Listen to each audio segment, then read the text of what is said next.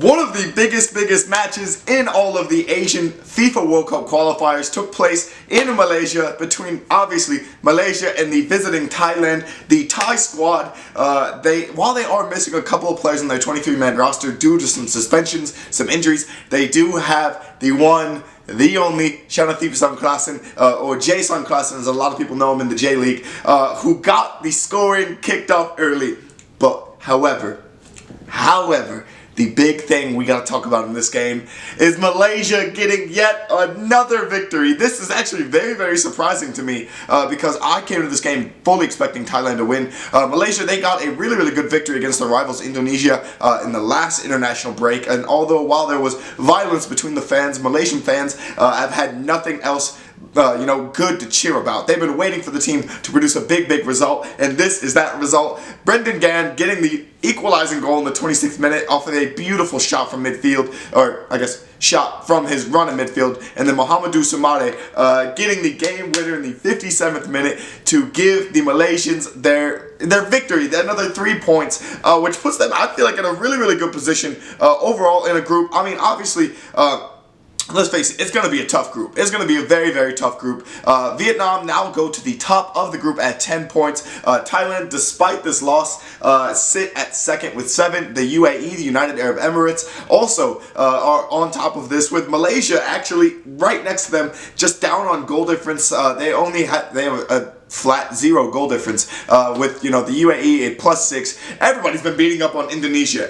Everyone has been beating up on Indonesia. But it looks like, guys, it's going to be a full-on battle between this group. I mean, Vietnam getting a huge victory against the UAE, 1-0. I think that was in Vietnam. So that puts them in the driver's seat, but there's still one more game of the groups to go in this sort of cycle of the international break. So it'll be very interesting to see how this unfolds. I don't quite know who Malaysia end up playing next. I don't know if it's Vietnam or I don't know if it's UAE, but they did start by playing Indonesia. But let's face it, this game was, I think this game was probably one of the more exciting ones. Vietnam had a plethora of chances early on in the match, but Malaysia, they sat, they waited, they stayed very defensively sound and compact, and then they killed Vietnam on the counterattack, which that eventually led to Brendan Gan's goal, and then pushing forward, I think there were a lot of fouls in this game. I didn't expect this game to be as, sort of chippy as it was. Malaysia got, I think, 3 Malaysian players got yellow cards, and then 2 of the Thai players also got yellow cards. So I mean, it was kind of just a chippy match everywhere, but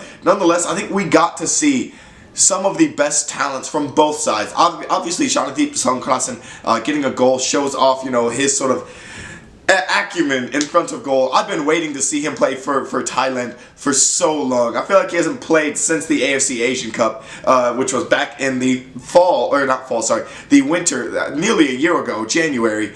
So I haven't really seen him get a lot of playing time, so to get to see him play, he is a predatory dribbler. Such a good dribbler, a very good striker, but this Malaysian side, they were just, I think, a lot better managed, especially with what they had, essentially. I think Thailand were pushing the effort. They were pushing and probing and trying to find an opening. But once Malaysia scored the equalizer, I think it sort of calmed the nerves. And so they got to halftime. Here's the game plan. Here's how we're going to come back out. And then big old MOHAMADOU SUMAREH, who was playing as a target man. He got fouled a lot in this game.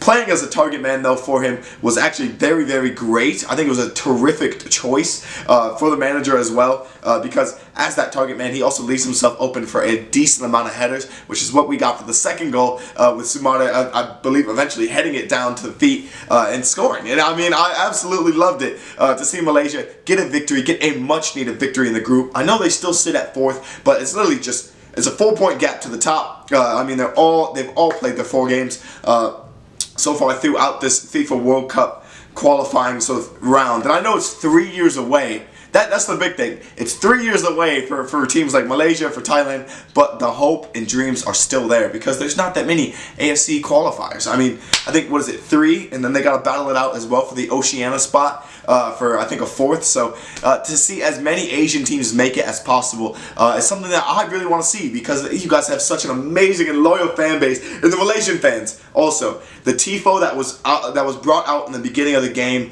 was absolutely amazing. I mean, mean, the stadium, the fans, the crowd, the atmosphere, it was amazing. And the tifo you guys brought out was also super, super dope. But yeah, I think that alongside with, you know, getting a victory is probably one of the highlights of the international break in Asia. I know I'm going to do a video as well on the Iran-Iraq game, because that as well was absolutely amazing. That was an absolutely astonishing finish. And it was a big finish for Iraq because, I mean, it's a war-torn country at the moment. But Malaysia getting a 2-1 victory over Thailand.